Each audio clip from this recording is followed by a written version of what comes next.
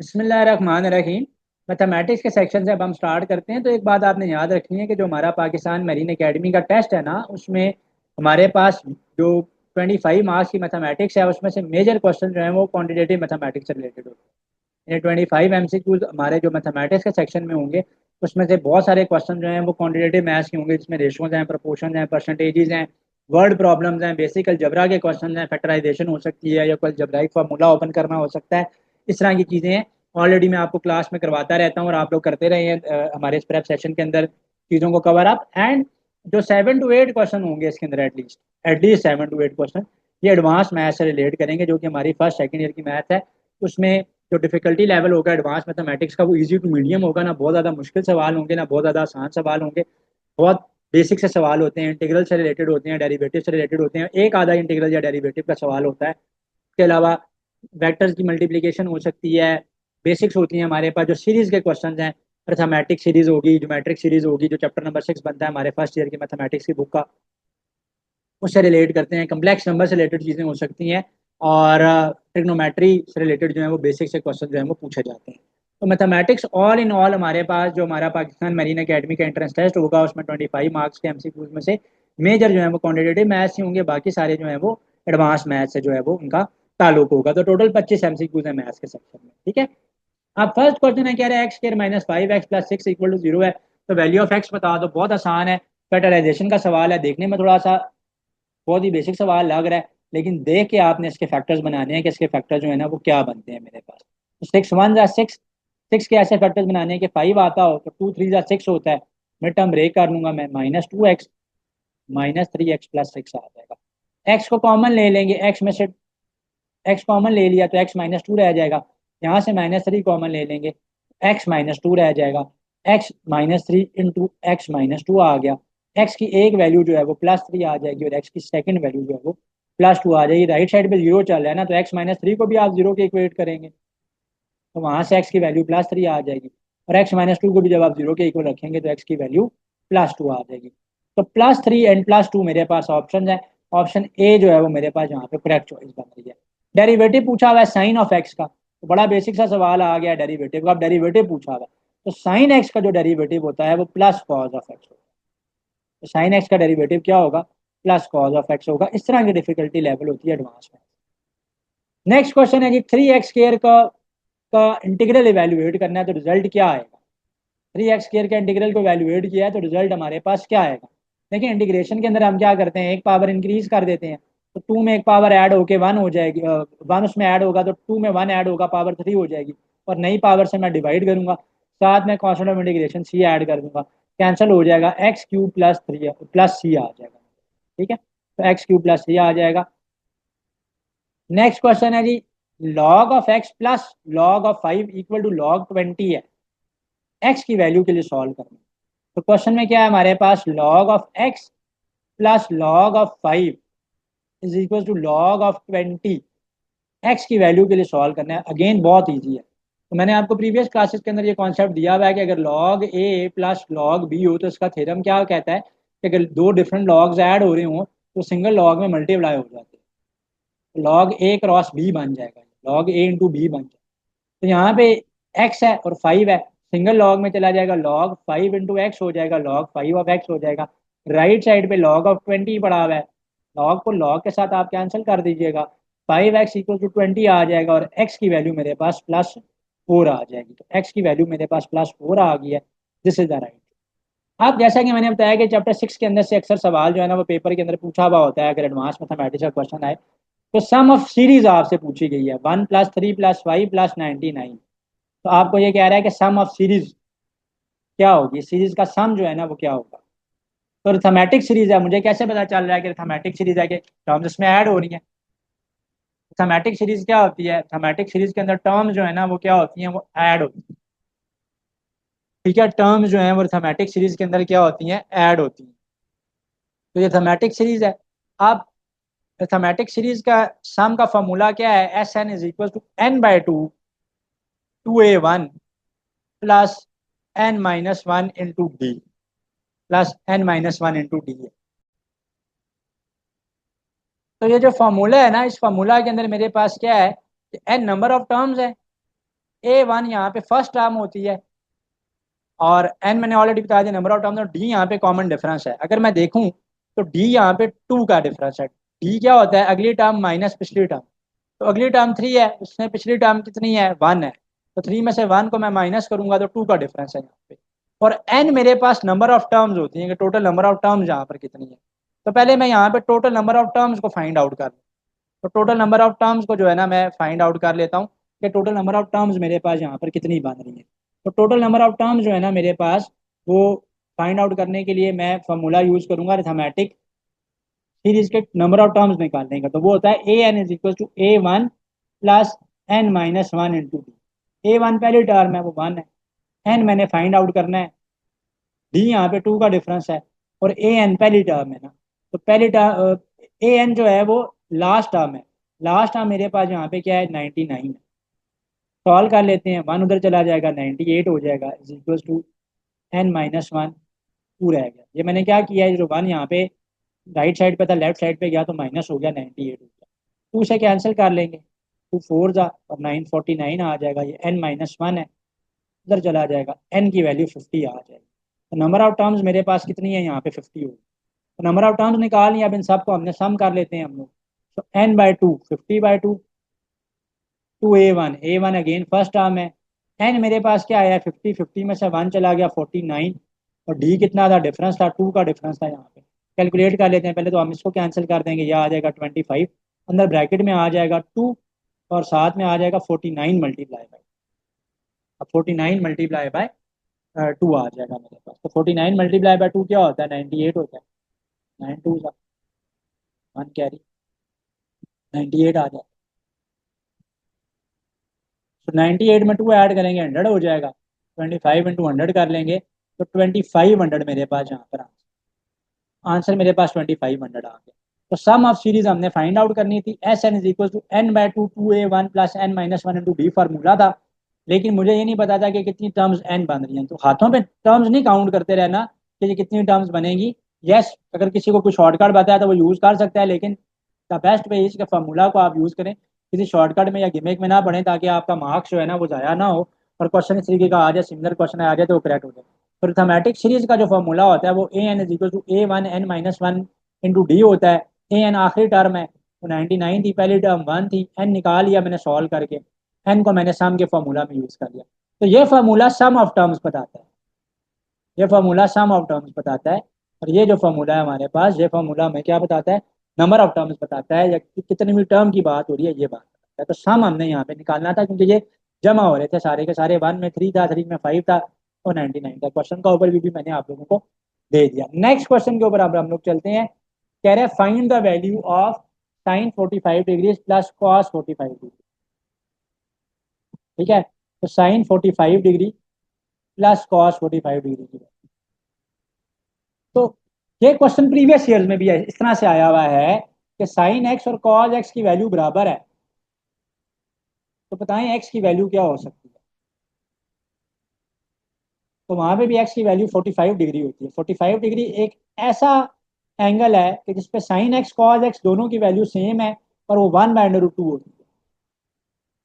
1/√2 होती है, तो साइन 45 भी क्या हो जाएगा, 1/√2। कॉस 45 भी क्या हो जाएगा, 1/√2। ऐड करेंगे तो आ जाएगा 2/√2। अब 2/√2 तो ऑप्शन में नहीं है, उन्होंने क्या किया हुआ है चॉइसेस में हमें, कि √2 से मल्टीप्लाई और डिवाइड करके रैशनलाइज किया हुआ है इसको। √2 से जब मैं मल्टीप्लाई और डिवाइड करूंगा तो नीचे आ जाएगा √2 इंटू √2, √2 का स्केयर। ऊपर तो आ जाएगा 2/√2, नीचे आ जाएगा √2 का स्केयर। √2 के स्केयर के साथ 2 कैंसिल हो जाएगा, तो 2/√2 डिवाइडेड बाय 2 आ गया। 2 के साथ कैंसिल करेंगे, √2 आ गया। आंसर यहाँ पे √2 है। और एक और भी आपको मैंने प्रीवियस ईयर का क्वेश्चन बता दिया, कि वो क्वेश्चन ये था कि साइन एक्स और कॉस एक्स की वैल्यू बराबर है। तो आप ये बताओ एक्स की वैल्यू क्या हो, एक्स की वैल्यू क्या है, एक्स की वैल्यू 45 डिग्री बनती है। तो 45 डिग्री के ऊपर ये दोनों के दोनों इक्वल होते हैं, लेकिन ना sine x is equal to cos x है। कॉस एक्स मल्टीप्लाई हो रहा है, नीचे ले जो डिवाइड हो जाएगा, इज इक्वल टू 1 आ जाएगा। साइन ओवर कॉस क्या होता है, tan एक्स होता है। tan इनवर्स निकालोगे तो एक्स की वैल्यू 45 डिग्री है। तो बेसिक ट्रिग्नोमेट्रिक एंगल्स की वैल्यू जो है ना वो आनी चाहिए, क्योंकि पेपर में कैलकुलेटर तो अलाउ नहीं है ना। तो पेपर में जब कैलकुलेटर नहीं लेके जा सकते, तो ट्रिग्नोमेट्रिक के लेक्चर में मैंने आपको सारी की सारी जो बेसिक ट्रिग्नोमेट्रिक वैल्यूज हैं उनकी कैलकुलेशन को याद रखने का, उनकी वैल्यूज को याद रखने का बड़ा आसान तरीका बताया, वो आप देख लीजिएगा। कह रहा है सोल्यूशन बताएं। अब मैंने बताया ना कि क्वेश्चन मिक्स होगा, पेपर में मिक्स क्वेश्चन होते हैं, बेसिक मैथ्स के भी होते हैं। अब ये बेसिक मैथ्स का सवाल आ गया कि 2 की power x is equal to 32 है, x की वैल्यू बताओ। तो अब x एक्सपोनेंट में है, तो पहले बेसिस को सेम करेंगे। 32 को मैं लिख सकता हूँ 2 की पावर 6, 2 की पावर 5। 32 2 की पावर 5 होता है, 2 की पावर। 2 2 जा 4, 4 2 जा 8, 8 2 जा 16, 16 2 जा 32। 2 2 के साथ कैंसिल हो जाएगा। x की वैल्यू वैल्यू मेरे पास क्या आ गई, यहाँ पर x की वैल्यू मेरे पास 5 आ गई है। ठीक है। अच्छा, अब डिटर्मिनेंट ऑफ ए निकालना है। एक मैट्रिक्स गिवन है मेरे पास 1 3 2 4, इसका डिटर्मिनेंट निकालना है। तो डिटर्मिनेंट निकालना बहुत ज़्यादा आसान है। कैसे डिटर्मिनेंट निकालते हैं, डायगोनल्स को आपस में क्रॉस मल्टीप्लाई करते हैं और आपस का डिफरेंस ले लेते हैं। तो 1 इंटू 4 हो जाएगा, माइनस आ जाएगा, 2 इंटू 3 हो जाएगा। तो ये भी बेसिक मैथ्स का क्वेश्चन। 4 1 जा 4 हो जाएगा ये, और 2 में से 3 मल्टीप्लाई होगा तो 6 हो जाएगा, -6 है। 4 में से 2 चला गया, 4 में से 6 चला गया, -6 हो जाएगा, तो -2 का डिफरेंस आया। ठीक है, तो आंसर यहाँ पे क्या है, -2 है। इवेल्युएट करना है 5 फैक्टोरियल को। 5 फैक्टोरियल इवेल्युएट करना बहुत आसान है। फैक्टोरियल का मतलब क्या है, 5 इंटू 4 इंटू 3 इंटू 2 इंटू 1। 5 4 जा 20, 23 जा 60, 62 जा 120। 120 मेरे पास आंसर है। इसका आंसर -2 था, इसका आंसर 120। नेक्स्ट क्वेश्चन पे अब हम लोग चलते हैं। कह रहे हैं कि एक्स की वैल्यू, x+1/x की वैल्यू 3 गिवन है। तो आपके पास वैल्यू क्या गिवन है, x+1/x की जो वैल्यू गिवन है वो 3 गिवन है। और हमसे वैल्यू पूछ रहे हैं x² + 1/x²। Very easy question. दोनों तरफ मैं क्या कर लूंगा, स्केयर ओपन कर लूंगा।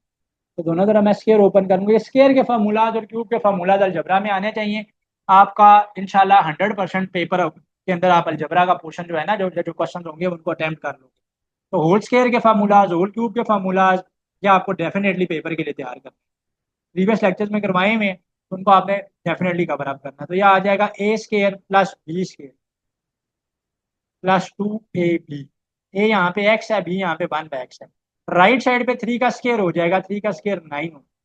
x x के साथ कैंसिल हो जाएगा, ये आएगा x² + 1/x² इक्वल टू 9 में से 2 को माइनस कर लेंगे। 9 में से 2 वहां पे राइट साइड पे जाकर माइनस होगा, तो +7 आ। सिमिलरली अगर क्वेश्चन क्यूब के साथ आ जाए तो वो क्यूब वाला क्वेश्चन भी आना चाहिए। फॉर एग्जाम्पल अगर ये क्वेश्चन आ जाता है x+1/x की वैल्यू 5 गिवन है, और आपको कह रहे हैं कि x³ + 1/x³ की वैल्यू को फाइंड आउट करें, तो होल क्यूब का फॉर्मूला भी आना चाहिए, प्लस के साथ भी और माइनस के साथ। ठीक है, सो x+1/x का यहाँ पे भी क्यूब कर रहे हैं, राइट साइड पे भी क्यूब कर। जब मैं लेफ्ट साइड पे क्यूब का फॉर्मूला ओपन करूंगा तो आएगा a³ + b³ + 3ab × a+। Right side पे क्या हो जाएगा, 5 का क्यूब। 5 का क्यूब क्या होता है, 125 होता है।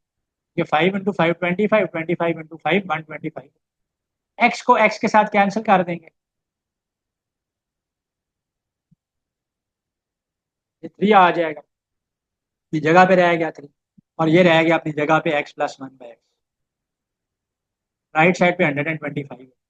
अब हमसे यहाँ पे वैल्यू उसने पूछी है, वैल्यू उसने हमसे यहाँ पे पूछी भी है x³ + 1/x³ की। हमने तो इस टर्म की वैल्यू फाइंड आउट करी, तो इसको मैं एज इट इज रहने दूंगा इसी तरीके से, और x+1/x की वैल्यू को पुट कर दूंगा। x+1/x की वैल्यू क्या थी, 5 थी, क्वेश्चन में गिवन थी। 3 5 या 15 है, राइट साइड पे चला जाएगा। 125 में से 15 माइनस हो जाएगा, पीछे रह जाएगा 110। तो जो फॉर्मूलाज है ना अलजेब्रा के जो आने चाहिए, उनको मैं यहाँ पे पहले राइट डाउन कर देता हूँ इस जगह। ठीक है, एक तो a+b होल स्क्वायर का फॉर्मूला आना चाहिए, जो कि मैंने यहाँ पे भी यूज किया है। वो फॉर्मूला बनता है a² + b² + 2ab। बहुत बेसिक सा फॉर्मूला है। आप कहोगे सर क्लास में ये क्यों करवा रहे हैं, तो कुछ बच्चे आप में से ऐसे भी होंगे कि जिनको ये चीजें भी भूली भी होंगी, ताकि रिवाइज हो जाए। तो -2ab, a+b होल क्यूब का फॉर्मूला लाजमी आना चाहिए। मैंने अभी इस क्वेश्चन में भी यूज किया, होता है a³ + 3ab × a+b का, a - b का होल क्यूब।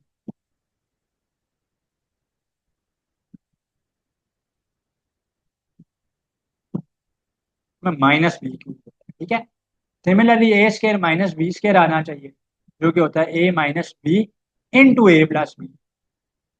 और लास्ट 2 फार्मूलाज भी a³ + b³ का फार्मूला। ये a+b होल क्यूब और चीज है, it's a different thing. And this one जिसको मैं पर्पल में लिख रहा हूँ a cube plus b cube, it's a different formula.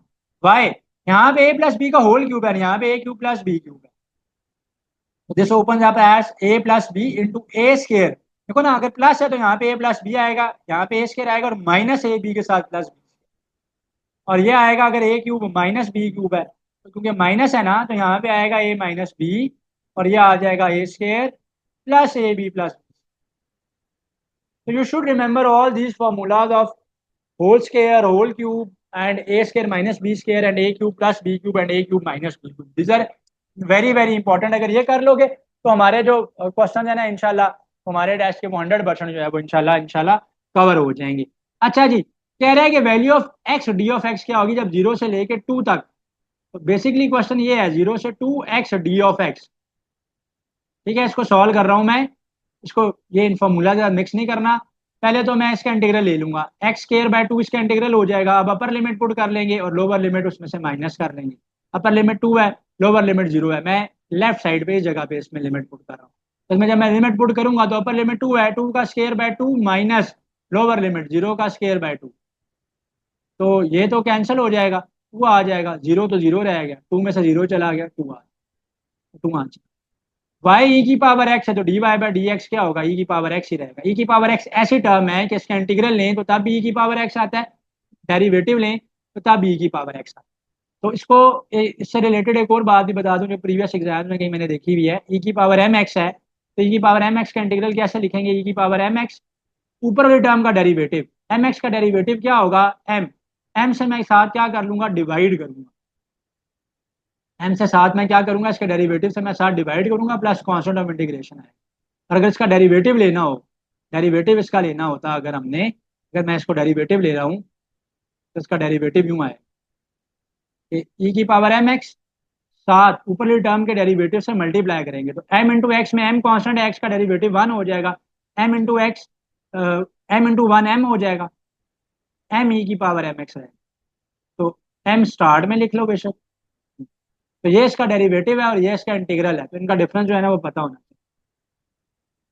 The probability of drawing an ace from a standard deck of cards. तो एस की क्या प्रोबेबिलिटी है निकालने की एक डेक ऑफ कार्ड्स में से। तो टोटल कार्ड्स कितने होते हैं, 52। उसमें एस कितने होते हैं, 4। 4/52 हो जाएगा, कैंसिल करेंगे, 4 वन सा, 4 13 सा, 1/13। कॉस 30 डिग्री की वैल्यू पूछ रही है। 62nd बैच में कॉस 60 की वैल्यू पूछी हुई थी, यहाँ पे कॉस 30 की वैल्यू पूछी हुई। तो कॉस 30 की वैल्यू होती है √3/2।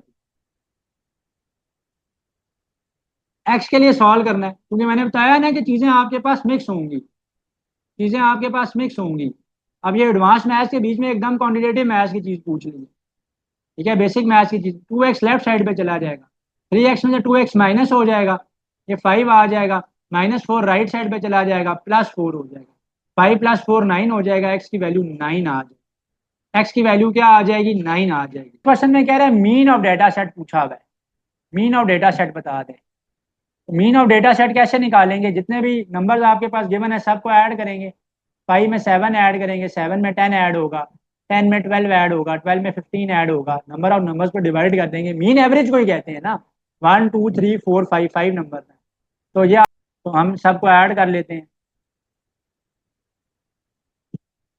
7 और 5 मैंने बताया कि क्या हो गया, 12, 12 में 2 आ गया, तो और ये हो गया 14, 14 में 5 9, 19, 1 यहाँ पे कैरी चला जाएगा, तो 1 और 1, 2 3 4, 49, 49/5 आ, अप्रोक्सीमेटली 10 के करीब करीब बनता है ना, 50/10 होता है। 9.9 होगा, या फिर जो 10 होगा यहाँ पे चॉइसेस में गिवन होगा, मैंने चॉइसेस नहीं टाइप की हुई, उसको आपने लेना है। तो मीन एवरेज को ही कहते हैं, ये बात इंपॉर्टेंट थी यहाँ पे याद। अच्छा, two side of a right angle triangle are, अब right triangle are 3 and 4, find the hypotenuse. Hypotenuse निकालने का कह रहा है, इसका मतलब है बाकी दो साइड्स क्या है, वो बेस हैं और परपेंडिकुलर हैं, तो इसमें पाइथागोरस थ्योरम लगता है ना। राइट एंगल ट्राइंगल में पाइथागोरस थ्योरम क्या कहता है, हाइपोटेन्यूज का स्क्वायर इक्वल होता है बेस के स्क्वायर के प्लस परपेंडिकुलर के स्क्वायर। हाइपोटेन्यूज का स्क्वायर इक्वल टू बेस का स्क्वायर प्लस परपेंडिकुलर का स्क्वायर। तो बेस जो है ना वो 3 है, 3 का स्क्वायर 9, परपेंडिकुलर क्या है 16 अंडर रूट ले लेंगे। हाइपोटेन्यूज की वैल्यू +5 आ जाएगी। +5 क्यों? क्योंकि डिस्टेंस है ना, डिस्टेंस कभी भी नेगेटिव नहीं हो सकता। x² + 5x - 6 का डेरिवेटिव निकालने का क्या है, इसका डेरिवेटिव निकालने का क्या है, तो इसका डेरिवेटिव हम लोग फाइंड आउट कर लेते हैं। ठीक है, 2x, पुरानी पावर नीचे नहीं है, कम। 5x का डेरिवेटिव 5 इंटू एक्स का डेरिवेटिव 1, कॉन्स्टेंट का डेरिवेटिव 0।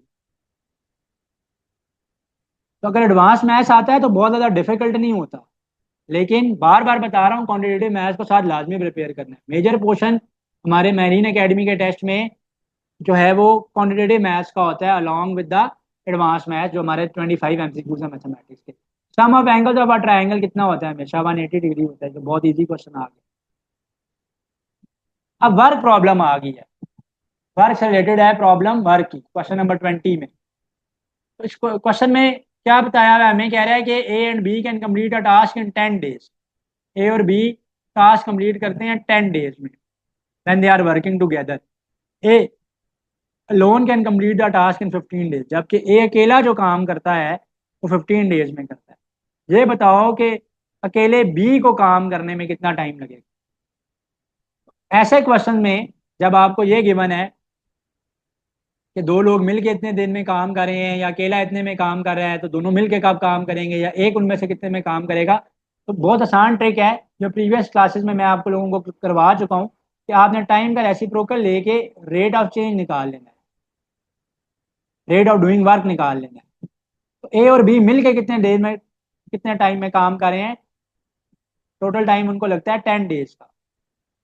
तो दोनों का जो रेट हो जाएगा इकट्ठा ए और बी का काम करने का, रेट ऑफ डूइंग वर्क हो जाएगा 1/10। अकेला ए जो काम करता है 15 डेज में करता है, टाइम लगता है ए को 15 डेज। ए का रेट ऑफ डूइंग वर्क क्या हो जाएगा? 1/15, 1/15 हो जाएगा। तो दोनों दोनों मिलके काम कर रहे हैं, काम करने का रेट है 1/10। अकेले ए का काम करने का रेट है 1/15। अकेला बी कितनी देर में काम करेगा? तो rate of doing work A plus B का किसके बराबर होगा? Rate of A plus rate of B के बराबर होगा। वैल्यूज को पुट कर लेते हैं, सॉल्व कर लेते हैं। तो दोनों मिलके जो काम कर रहे हैं रेट है 1/10। अकेले ए का रेट है 1/15। बी का टाइम ऑफ डूइंग वर्क निकालना है, तो पहले रेट निकाल लेते हैं। 1/10 माइनस 1/15 का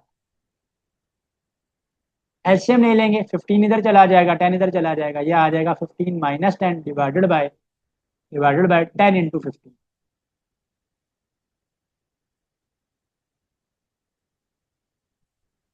15 में से 10 चला जाएगा, 5 आ जाएगा, नीचे आ जाएगा 10 इंटू 15। 5 वन जा, 5 थ्री जा, 1/30 हो जाएगा जी। 1/30 तो इसका रेट ऑफ डूइंग वर्क है ना। टाइम के लिए दोबारा रेसिप्रोकल ले लेंगे, अकेला जो टाइम लगेगा बी को रेसिप्रोकल ले लेंगे, तो 30/1 आ जाएगा, जो कि 30 है। तो 30 डेज अकेले बी को काम करते हुए लगते हैं। अगर अकेला काम करेगा बी तो 30 डेज लगेगा। इस क्वेश्चन का मैं ओवरव्यू दे देता हूँ। ऐसे क्वेश्चन में हमेशा क्या किया करें, जो भी टाइम गिवन है उसका रेसिप्रोकल ले लें, रेट ऑफ डूइंग वर्क आ जाएगा। अब दोनों मिलकर काम कर रहे थे, कितने कितने टाइम में काम कर रहे थे दोनों मिलकर? 10 डेज में। तो जब 10 डेज में दोनों मिलकर काम कर रहे हैं तो रेट ऑफ डूइंग वर्क 1/10 हो जाएगा।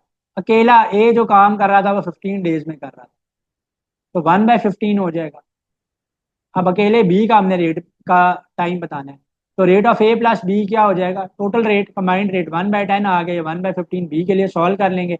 लेफ्ट साइड पे चला गया था ये, लेफ्ट साइड पे जब ये गया, एलसीएम ले लिया मैंने। 15 यहाँ पे, 10 यहाँ पे आ गया। 15 में से 10 या ऊपर 5 आ गया, नीचे 10 कैंसिल करेंगे, 1/30 आ गया। इनवर्स निकालना है, 2/2 का मैट्रिक्स है। देखें, मैट्रिक्स का इनवर्स निकालने के लिए क्या करते हैं हम लोग, कि जो मैट्रिक्स का जॉइंट है उसको हम मैट्रिक्स के डिटर्मिनेंट से डिवाइड कर देते हैं, तो इनवर्स आ जाता है हमारे पास। तो इनवर्स ऑफ मैट्रिक्स कैसे आता है मेरे पास? एडजॉइंट डिवाइडेड बाय डिटर्मिनेंट करके। सबसे पहले एडजॉइंट निकाल लेते हैं। एडजॉइंट निकालने के लिए क्या करते हैं हम लोग, इन दोनों की पोजीशन को हम चेंज करते हैं। ये आ जाएगा 4 और 1, इन दोनों की हम लोग साइन को चेंज करेंगे, तो ये आ जाएगा -2 और -3। तो ये आ गया एडजॉइंट। अब डिटर्मिनेंट निकाल लेते हैं। ए का डिटर्मिनेंट कैसे निकालेंगे? डायगोनल वाले आपस में मल्टीप्लाई होंगे, 4 आ जाएगा। 3 और 2 आपस में मल्टीप्लाई होंगे, 6 आ जाएगा, और डिफरेंस ले लेंगे। तो डिटर्मिनेंट आया -2। तो एडजॉइंट को डिटर्मिनेंट से क्या कर देंगे, डिवाइड, हमारे पास ये इन्वर्स आ जाए, डिटर्मिनेंट था -2, डिवाइड कर दिया। अब हर टर्म जो है वो -2 से डिवाइड हुई, तो 4/-2 हो जाएगा, ये -2/-2 हो जाएगा, ये -3/-2 हो जाएगा, और साथ में ये 1/-2। अब देखते हैं कि ऑप्शंस कौन से हैं हमारे। तो ऑप्शन में उसको सिंप्लीफाई किया हुआ है, तो मैं इसको क्विक जो है वो सिंप्लीफाई कर लेता हूँ।